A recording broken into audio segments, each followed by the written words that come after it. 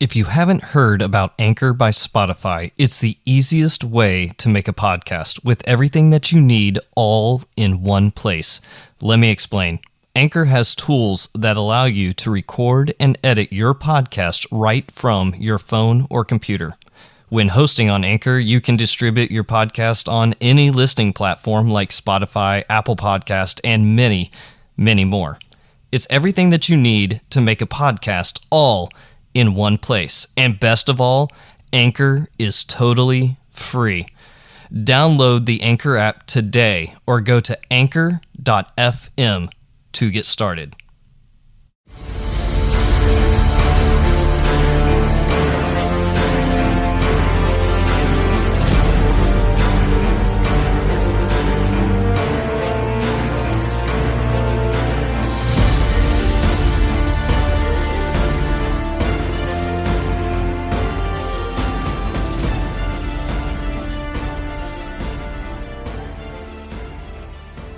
Welcome to the Wartime Leadership Podcast, where we explore what spiritual resiliency looks like from different perspectives. We often focus on the physical, emotional, and social sides of resiliency, but we too often neglect the spiritual pillar. Now, this looks different for everyone. We will be exploring what spiritual resiliency looks like in the lives of our guests, who are people from all different walks of life. Today's episode is sponsored by Success Draft, where we help transform your dreams into drafted plans. Head over to successdraft.com to get started on your future today. This episode's guest is Antoinette Logan. She has worked her way all the way up the branding and marketing field from the very bottom to the top. She is an author of 2 books entitled Cutting Costs in Business and now has It Starts With I. Ms. Logan talks regularly on topics like mental health, personal development, creative marketing, domestic violence, sexual abuse, branding, and many, many more topics. Ms. Logan, welcome. Please, welcome. Thank you, Nathan, for having me on the show. I'm so honored to be here with you. Well, we are excited to have you here. Even, just in the short time that we've had between emails, between instant messaging, going back and forth between us, I knew that this was going to be a great episode. And if you all look at the cover art, you're going to see what looks like attitude, like just the presence that she brings into a room is absolutely overwhelming. It is amazing. You can just see where her success has come from. Thank you so much. It's so funny because you get mixed reviews about that photo. It's like some are like, you look like you don't play. And then others take it as like, you look like you're about your business. Yeah. And it's true though. Perspective is reality, right? And in that case, yes. I see somebody that's down for business, but you know what? I'll have a little bit of fun while we're there. Exactly. That is me in a nutshell. So yes, you got it. Well, hey, before we get going, before we get into this, how about if we start off with 5 easy questions? All right, let's get into it. All right. How about this? Question 1. What is one thing that you find repulsive? Liver. Ooh. Yeah, you are I don't not like wrong. it. It's nasty. Is it just the overall taste of it, or what is it about it? Everything about it. I don't like the mushiness of it when you eat it, like when you put it in the texture. I just, I don't like how it looks either, like before you even cook it. Now, I'm pretty sure that I am, for life, I will have that smell of my mom cooking liver in our kitchen. I will have that for the rest of my life, just hanging up in my nostril regions. Right. You are not wrong. I can't do liver. All right. What is one thing that is inside your online shopping cart that you have not purchased yet? Software. I have tons of software and lots of shopping carts. Wow. Okay. What kind of software are you talking about? Well, I'm all about streamlining and making my business run smoother, easier, and on as automating as much of it as possible. So I'm always purchasing software that helps me do that, whether depending on which area of the business. So let's say if we were talking about email marketing, then it might be some email marketing software. If you get what I'm saying? It just Okay. depends on what I'm working on at that time, but I'm always looking for software. Well, this is definitely something that I'm starting to look a lot more into now that I'm building up my brand and getting my business off the ground. I just put in for the LLC. I got it approved. So we're starting point one. Hey, to reach out to me if you need any assistance. Trust me. I have you now in my Rolodex in my mind, so don't worry. Mm-hmm. Or how about this? Who's your favorite superhero? Um, Besides myself, Yes, you can count yourself. well, me, I'm my superhero Okay, why is that? because I always tend to tap into my superhero inside of me to make it out of the situations that most wouldn't. I love that. That is awesome. And we're Thank gonna you, get but and it's we're gonna true. get more into that. We're gonna get more into that. Trust me. Now, last question. I am giving you two plane tickets. I'm handing them to you. One is to somewhere that you've already been, and another one is to somewhere that you have never been to yet. Where are those two plane tickets to? Uh, California and Mahi. Ooh, any particular city in California or I've been a few different cities, but I love LA. okay. So you got a bit of an LA vibe in you. Now you're based out of Chicago and Atlanta, correct? Yes, Okay, so you like the bigger cities. love it. But I'm really all about I am I love trees, right? And when I say trees, we're talking not just the trees as the wind blow, but trees make money. Trees make marijuana.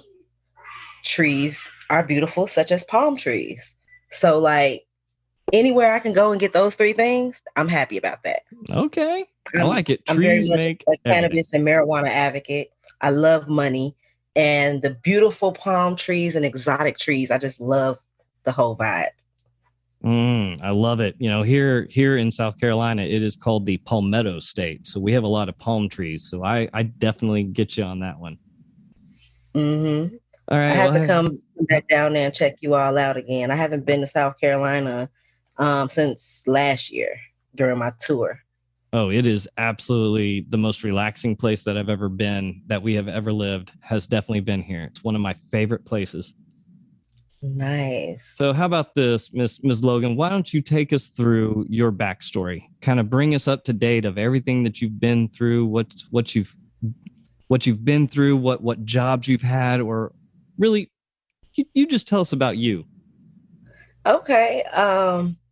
Well, I have been through, when it comes to personal life, I've been through a lot of childhood adversities and things of that nature, such as abuse, sexual abuse, verbal abuse, mental abuse, physical abuse, domestic violence. I was my life started dysfunctionally with two people who had their own set of issues that made a baby. Baby comes, they still don't have it together. So baby's in the mix of the mess, and they made a mess. So during growing up was a bit rocky, and there was a lot of dysfunctionality there. I pretty much raised myself, and I just was learning from what I'm seeing, and TV, people in the streets, and picking up what you think is right, leaving what you think is wrong, and making up your own logic to it all by putting it all together. Um, that particular experience growing up, I think, is the core to how I became who I am today. Um, when you are when you're really like trying to figure it all out and you're also in survival mode, 9 times out of 10, you'll do anything to change your situation. So I was one of those people that if I thought I could do it, I was willing to try it. And that's how I navigated into all these different industries of working and different, things with business is concerned. So I've worked in collections. I've worked in the as a secretary in the auto and car mechanics. Um, Everybody's babysat.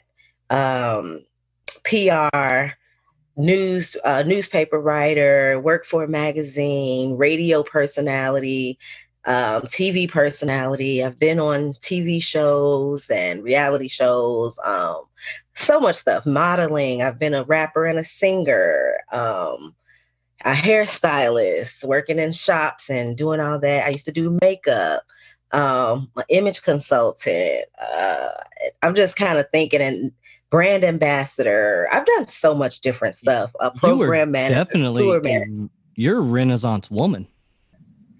I mean, so people saw me doing all these things, and true enough, I'm not trying to sound, too cocky or anything, but I can honestly say that I was gifted because mostly everything I tried, when I tried it, I did it on a high level and very good the first time. So what people saw was this girl who didn't have solid parenting, who didn't have a solid support system, who really didn't have trust in anybody other than herself because everybody in her life had broken her trust early on in life. So I grew up not trusting.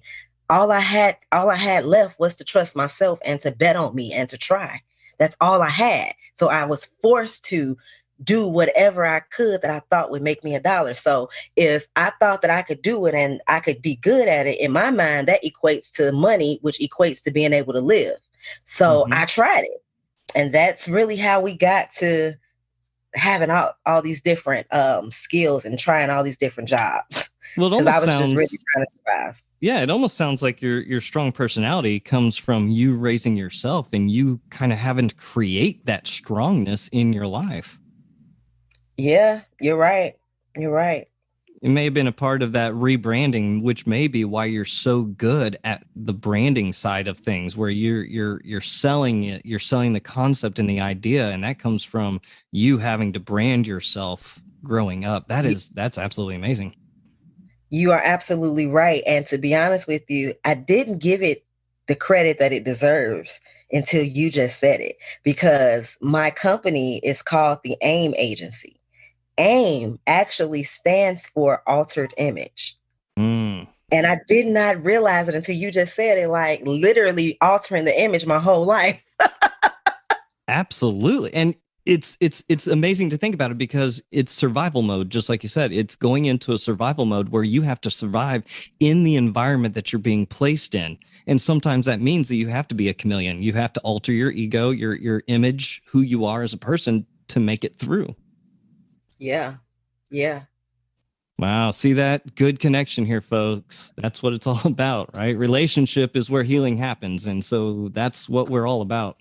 Now, can you kind of walk us through, Antoinette, your leadership styles and how it has evolved and changed over the years from the different types of jobs that you've had and leading teams to now leading your own company and a nonprofit? Yes. So, in the beginning, going into leadership roles, like before it was big business, like with big corporations that you probably have heard of. At first, it was a really relaxed leadership style because I hadn't actually stepped into owning that I am the leader. I was more so like, yeah, they said I'm the leader, but we're all the same. So let's just get things done. That changed when I got into leadership with like Kenneth Cole and companies on that level. My leadership style became of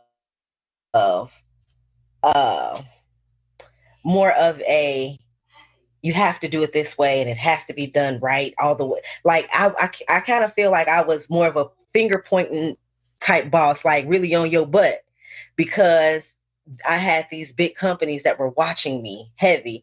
And at that time I was like building my name with these companies. So I wasn't comfortable not going over and beyond to make sure that they were like, yeah, we need to hire her again and keep her. You get what I'm saying? No, you started matching the environment of the corporation or the entity that you Yep. were a part of. Yep. Yep. Um, and that grew, I grew stronger in that because of the amount of pressure that those companies had on me. But what I will say about that style, there were pros to it and then there were cons to it. I did hit a lot of goals being that way, and I'm talking good numbers over over the goals that the company set. Because if I had, hey, when I was in leadership, if I had a goal that the company said we want 10, I was gonna put 75 on myself, Okay. because I that was just, I don't know, that was just me trying to overdo it, I guess. And to be honest with you, that's a trauma response that I didn't realize at that time, but it is. Um, so yeah, that helped me hit a lot of goals, but it didn't work good when it came to the relationship building part with the team, because Mhm. in order to be that way and make sure that they know that as their boss, I mean business, I couldn't be the personal, friendly person that I naturally really was. Hmm. So there was just a small, there was a disconnect there. So some people could handle it, but most couldn't. As I transitioned into running my own agency, and I've had businesses prior to the AIM agency. So, and I'm going to specifically talk about AIM because the other businesses, I was mentally at different levels and my leadership was still kind of flaky a little bit as far as how I was learning and becoming. Hmm. But with AIM, my leadership now, the understanding that I have for me and my staff is that I lead to create a leader, not an employee. So I don't really I hire, I train, but then I let you fly. I wouldn't hire anyone if I didn't think that you can't fly on your own, then I can't hire you, because I don't want to micromanage. I don't want to be that overbearing type boss. That's the reason why I want to have my own company in the first place, for the freedom and the relaxation of getting things done comfortably. You know what I mean? Oh, absolutely. So yeah, so I try to create that type of space within the teams that I work with and bring on board. And not everyone is actually a staff member per se. I actually have the type of business model where my agents are independent contractors, because we actually want to help people build their businesses as well. So while you're working with us, you're also able to build on your business because we're doing business with your business. Okay. So now, is this the style that you prefer? Yes, I prefer to lead leaders. Um, People that, with me being a coach and a consultant, if you want to be a leader and you're not one, then that's where I'd either be coaching you or mentoring you or something to that nature. But for the most part, after the training and process goes on, I let you fly, and I understand there are going to be mistakes that come up, but I am pretty, because I've done these jobs that I bring people on board for, 9 times out of 10, excuse me, there aren't any mishaps that come up that I haven't already thought of Mm-hmm. or spoke on or talked about, because I've done these things lots of times in many different ways on different levels with different types of industries. So I've kind of encountered so many things. I'm like, if something new happened, it'll shock me, Oh, yeah. because you know what I mean? So yeah, that's pretty much my leadership style is, yeah, to let people be great at what they're great at and shine, fly. let them wings spread as wide as they go. Yeah, I really like how you said that. Aim to create leaders, not followers or not employees, if you will.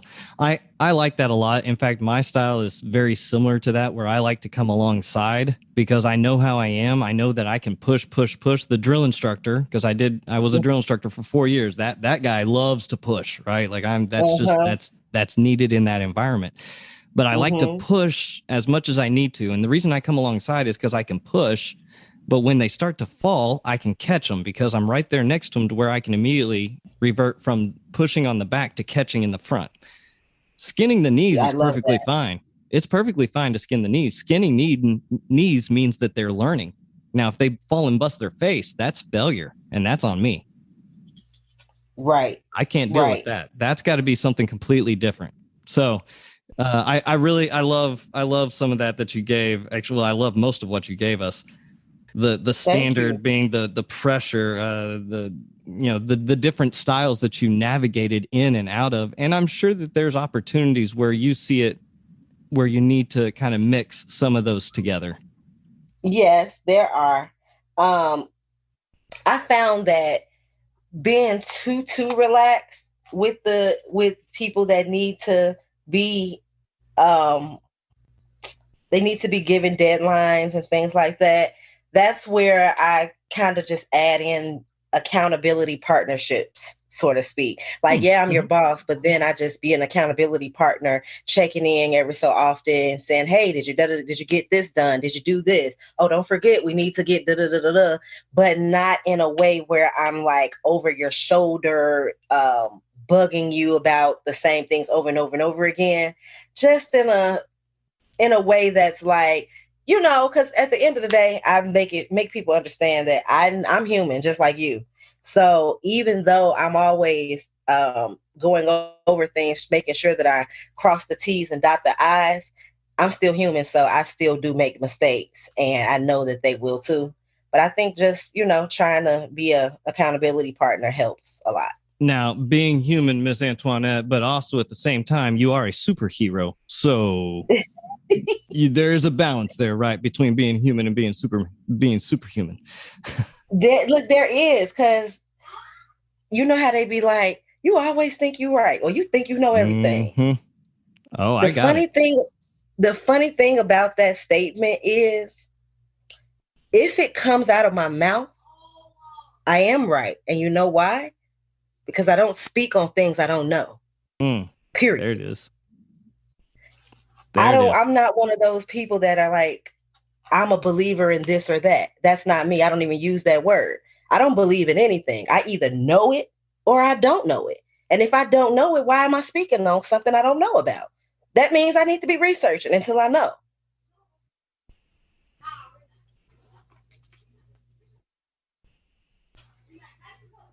You're muted, Nate. Well, that is called wisdom, right? That's what that is. Okay. That's called wisdom. Speaking when you know and holding your tongue when you don't until you find a solid answer, then coming back with it. That's called wisdom. Okay, I'll take that, because like I tell people all the time, when someone asks me about something, I'll be like, look, don't make me lie to you. I'm like, to be honest, I really don't know. And like, say for instance, if you taught me something today, right? But I didn't fully retain everything that you gave me, but I retained just a piece of it. And I might really want to share this information with somebody. I'm the type, I'm like, yeah, this is what it was about. I was like, but please don't take my word for it, because I'm not a teacher in this area, and I'm doing you a disservice by giving you only this part of it and not the full context of everything. Because I feel like if you can't give the supporting details, you kind of hurt the situation. So that's why I choose to not think I don't know about. If I'm not sure, I just leave it alone and be like, shut up, or be like, I don't know. I don't know. I don't know you to death. Well, and you know what? In speaking about stuff that we don't know or that we don't see a lot of, spiritual resilience.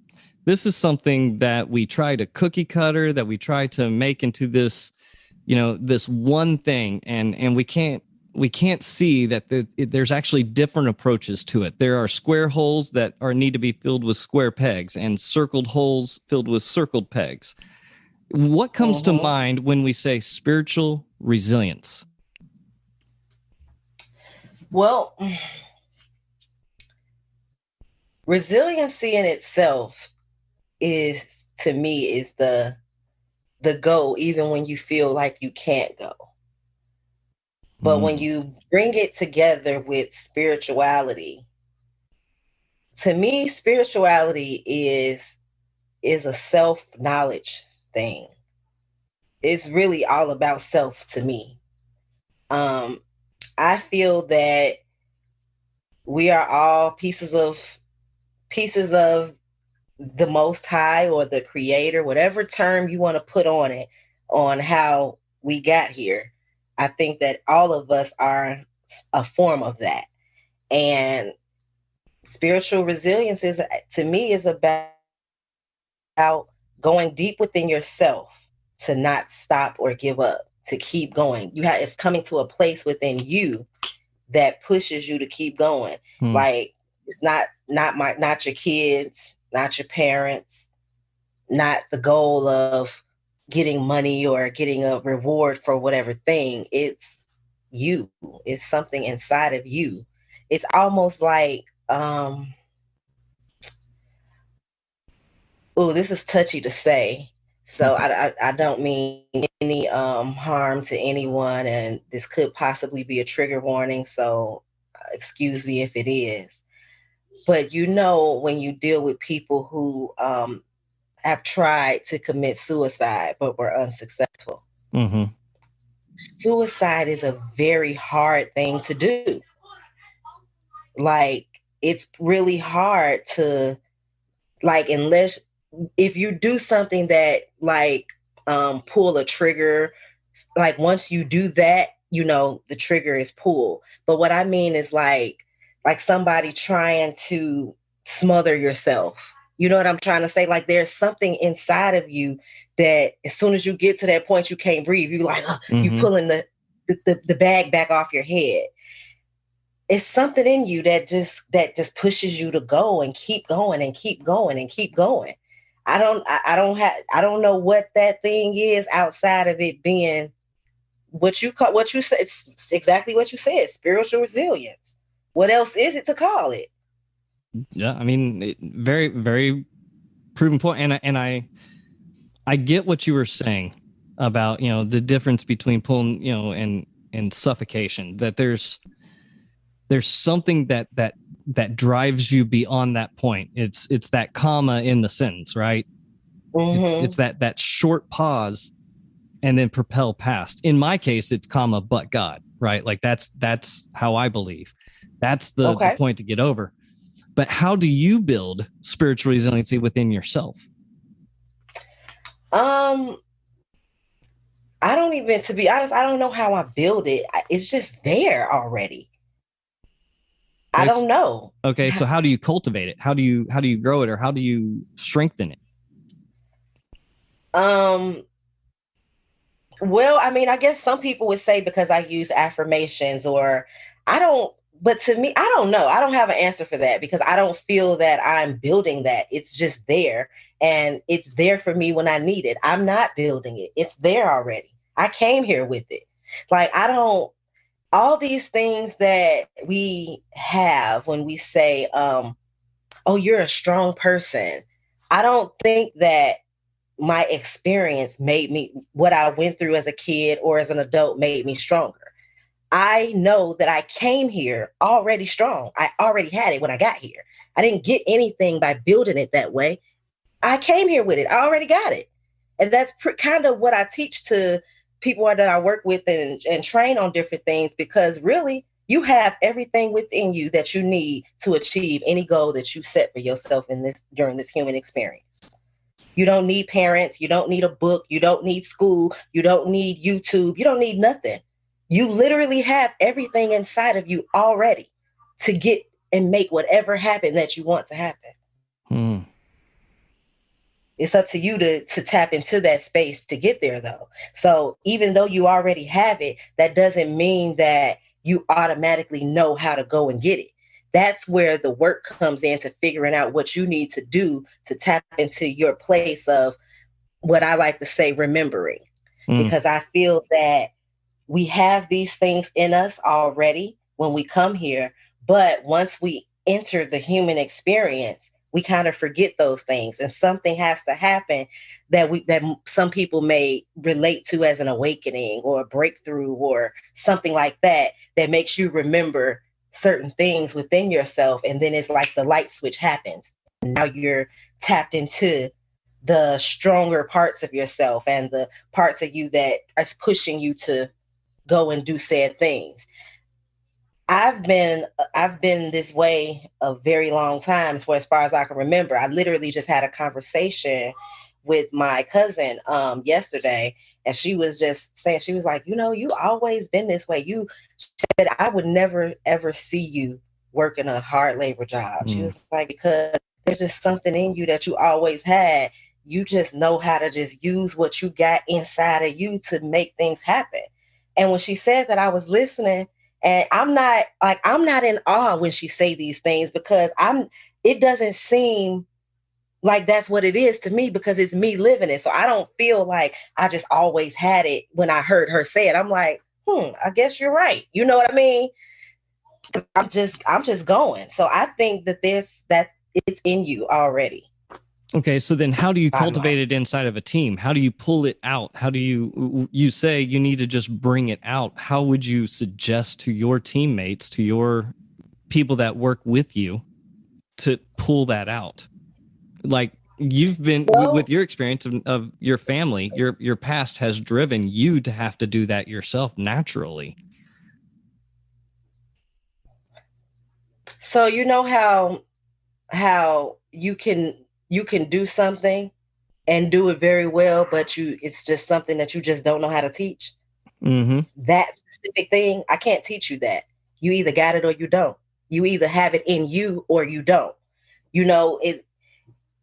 It's almost like the term, nobody's coming to save you. So you're either gonna look inside yourself and say, what do I need to do to blah blah blah blah blah, whatever that thing is. I don't know how to teach that specifically. I don't. It's there for me. What I will say is, I tell everybody, look inside yourself. And I don't know what that means to you, but when someone tell me to look inside myself, I'm looking at, what am I good at? What am I bad at? What I like, what I don't like, what make me feel good, what don't. I don't think there's a cookie cutter answer to that. I mean, I don't, and I don't know how to teach it. I don't. You either got it or you don't. No, I get it. And I get what you're saying. It's hard because we see it from our perspective. And if we haven't lived it ourselves, that's why when somebody tells me that they're going through something that I haven't been through, I can't look at them and say, well, I know what you're going through. I can't do that. I can't say that to somebody. I can't say that to a female regarding childbirth. I've never been there. I have never given birth to a child. I can tell you, I want to understand. I want to see what you're going through from your perspective, but I can't look at it and tell you honestly, I've been there. I know what you're going through. So give us a moment where you had maybe a time when you had to rely on the spiritual pillar to navigate through something in your life. This is your story, Antoinette. So you bring us along. Well, in generations back, there has been separation between mother and child with multiple generations in my family. That for me was definitely a hard time, where I definitely had to really just focus on my why and my existence of how to deal with such. Growing up, not having parents that you can rely on, it changes you a bit. It makes you a different person. What was the question again? Talking about a moment a time when you had to rely on your spiritual pillar to navigate through something hard in your life? Yeah. Okay. I was just making sure I didn't get off track. Oh, you were good. That's my whole life, really. I found out when I was 30 something that my mom gave me to my godfather and his wife when I was either, they're older now, so one of them said 2 weeks old, the other one said 2 days old. So I don't know how old I was because I didn't even know that she gave them to me. I just knew that I lived with them for a while when I was a kid. But I've always lived with different people all my childhood life. So I guess the whole time, not having parents, you have to rely on yourself.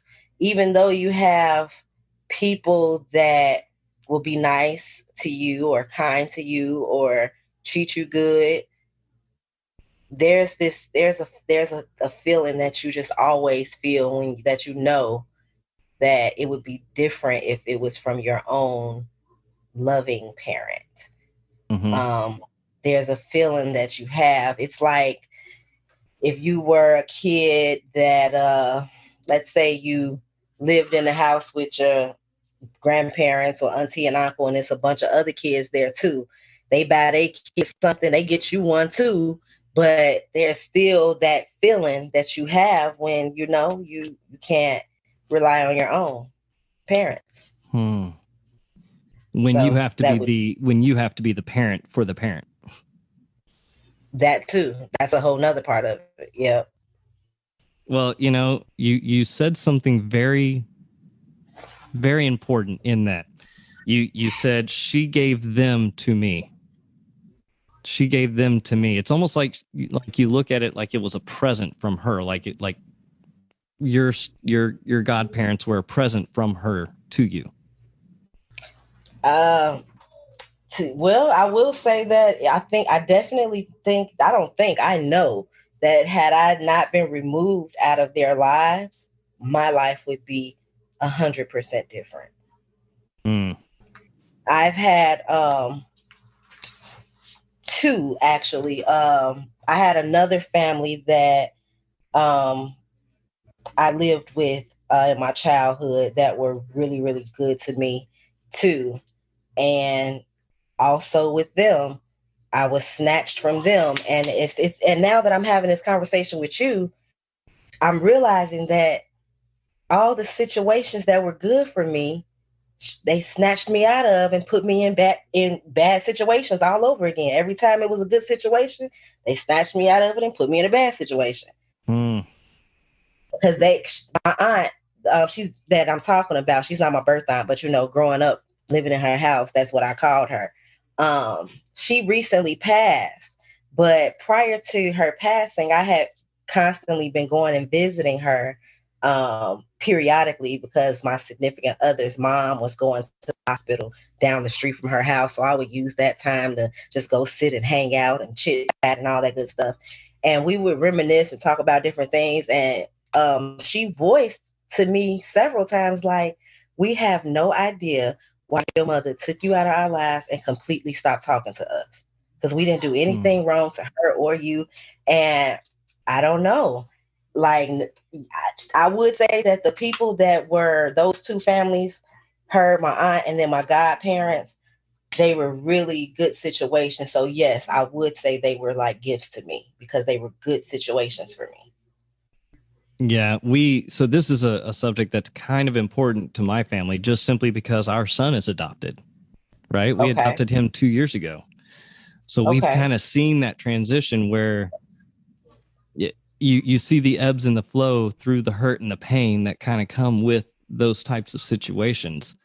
But what we're trying to build resiliency in him, just like you are displaying every single day with the different jobs that you've had or the different businesses that you've had. You have done an amazing turnaround where you're making sure that, number one, you're being taken care of.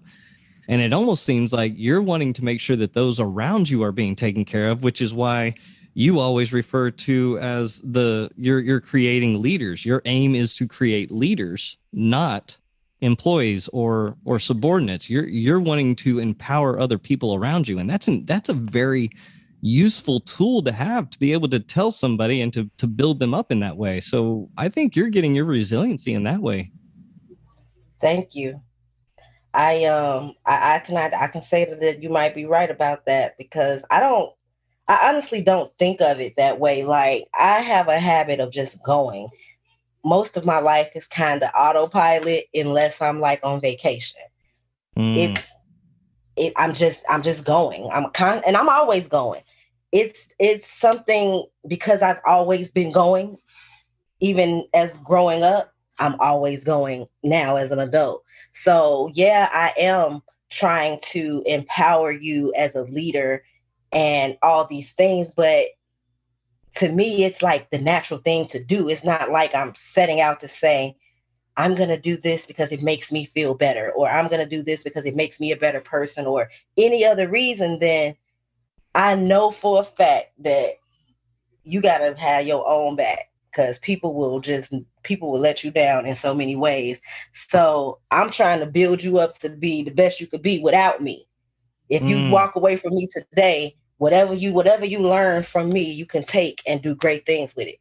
So when I hire people and put people in position, I give you a prime example. When I produced my this TV show with this network in Georgia, AIB, the people that I hired, my production assistants, all the people I hired for the project, outside of the camera crew, that which I didn't hire because the TV network had the camera crew, I hired people that really weren't at the top. They weren't, not saying they weren't at the top of their game, but most of them had never done it before, or you know what I'm trying to say, on purpose. I said, Yeah. okay, I'm going to train you.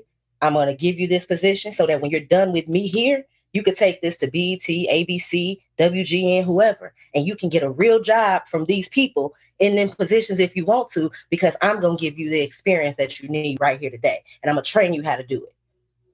You want to take some, it's a rough start, right? It's a rough start for people. They've had a rough start in life. They don't know their job 100%, but by the time that you get done with them, they're going to be elevated above.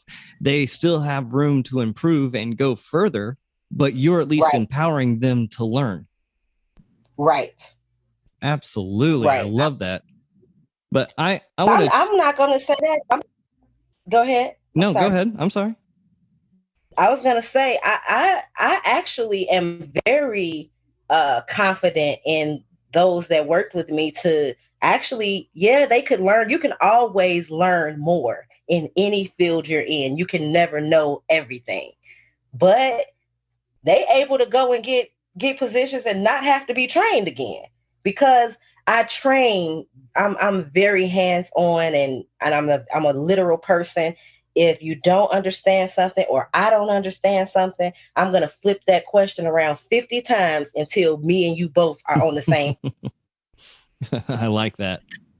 I'm going to flip it 50 times until we're on the same page. Yeah, because it's almost like an interrogation. You gotta ask this question 50 different ways to get to the bottom of it. Mm-hmm. Right. So when I'm teaching something, if I can teach you this same thing 50 different ways, I know for sure you're going to be able to do it, because I done taught it the same thing 50 times.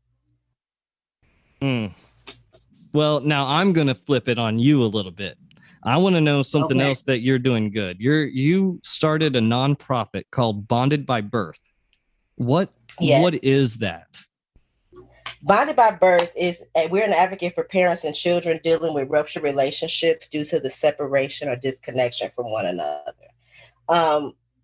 When I first started Bonded by Birth, it was meant to be a full-blown program where we're working with organizations, and the program will be implemented into schools and places where parents and children were separated from each other. That was the goal. And that's probably something that we still will try to do in the future. Honestly, I haven't done a whole lot with Bonded by Birth because my personal situation was I'm still very attached and connected to it, to me and my son's situation. So my history became my son's story, literally. And we're separated from each other today. So what I found was when I launched Bonded by Birth, my first interview was on iHeart's intellectual radio, and I was out with these shirts, and people are seeing this name, and I had all these people reaching out, asking me questions. Well, what is it about? And then I'd be telling one person, and then some stranger walks up and start telling me their story, and they crying, I'm crying, but we in a grocery store or we're at the gas station. I mean, like, it was just very heavy, and it took me back a lot. I had done a lot of work on my healing journey, and I found myself feeling like I was going backwards because I was reattaching to my situation from a perspective of these other people's situation. And it was a little rough for me. So, I kind of had just set it down and just let it be for a while. It's still kind of that way. But what I am doing is, if someone that I know has reached out and they're experiencing that and they just need the support, I am definitely still open to being that support. You can still reach out. I'm still going to give you a coaching session, whatever. I'm not the type of coach that you can do like, okay, I see you every Wednesday at 3:00. I don't do it that way because I'm not able to be that hands-on with any one person all the time. My life has a lot of things going on in it. So I'm busy a lot. But just as a support from the perspective of, hey, I've been there and I can lend my ear and some advice and some healing techniques that you can try to implement into your daily lifestyle to help make things better. So what are you doing with your company now? Like what is happening with Altered Image Agency? The AIM agency is always moving. Even when I want to sit still, the AIM agency is moving.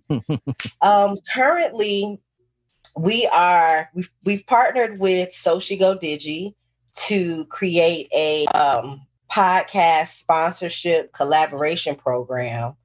And what that is where we are offering brand design assets and sponsorships to podcasts 100% free. Basically, in a nutshell, a lot of these podcasts, they need branding and they need their brand design assets done, and they don't have it all together, and trying to figure it out on their own is taking them weeks, months, and some even years. We're saying, hey, we're a branding company. We'll provide all of that to you 100% free of charge as a sponsorship. And then you, in turn, give us a spot, just like you did for your sponsor before in your intro. You give us a spot, you showcase the sponsor on your assets, on in your description or whatever, and we get the advertisement from it. And that's one of the main things we're doing right now. We're working on that currently. We're also partnering with a lot of different companies in regards to some of their business needs, because what I find is collaboration and partnership works a whole lot better over client business relationship. And what I mean is, a person could come and pay you if you charge 500, 1,000, whatever you charge for whatever, right? Mm-hmm. But that partnership is going to probably bring you more than whatever that one-time fee is because of the longevity of the agreement, if you make the right type of agreement. So that's kind of what I've been doing. And that's not even a new thing. It's really how I built the entire company, actually, through partnerships and collaborations. Well, I definitely know the struggles of trying to pull together your ideas and get everything put down onto paper to get the branding up and going. This is actually episode 14 of our podcast. It's grown really, really quickly in audience size. I think we're up to 2,000 per episode, which is great. But being at 14 episodes in, congratulations. Thank you. Still trying to grow the concept of what this is. It's actually turning in and creating its own story. But I know that I had a great team of military podcasters, different groupings, different people that have reached in and invested in me. So, to have that network available is absolutely essential to being able to be creative, and to be able to give that to individuals to come alongside and sponsor in that way is just as vitally important. Absolutely. Absolutely. So continue doing what you're doing. Your story just continues to grow and grow as you help another individual. And I understand what you're saying about with the nonprofit. Every time that you try to heal yourself and you have to, but anytime you rip off those band-aids, you're just doing more damage sometimes. So, so I can understand where you have to heal and continue on. But at the same time, I like how you're still softened to when you can see it in somebody that needs to be heard. I tell my staff all the time, do you need me to listen to hear, or do you need me to listen to respond? And there's a big difference between those two styles of listening. And so in the same way, that's what you're doing. You're saying, do I need to listen to respond to you in that situation, or do you just need somebody to hear you? So keep doing what you're doing. Thank you so much.